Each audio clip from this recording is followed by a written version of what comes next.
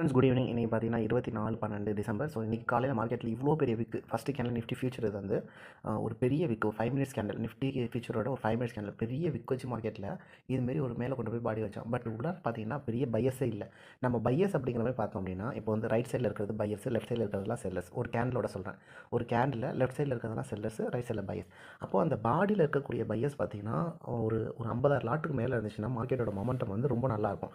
ஓகேங்களா, நம்ம மினிமம் 30,000 லாட்லேருந்து 50,000 லாட்டுங்கிற மாதிரி இருந்துச்சுன்னா மட்டும்தான் ட்ரேட் எடுப்போம். பட் இல்லை அப்படின்னாக்கா ட்ரேடு வந்து எக்ஸிக்யூஷன் பண்ண மாட்டோம்.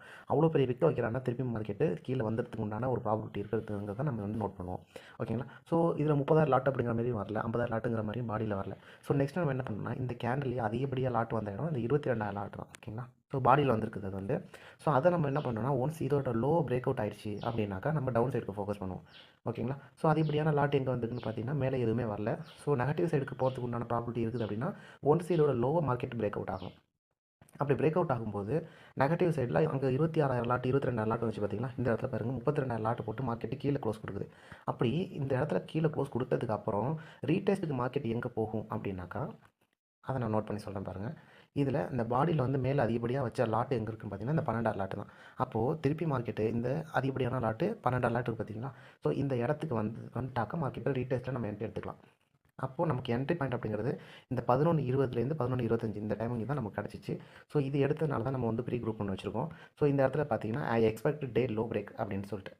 ஓகேங்களா, I expect day low break.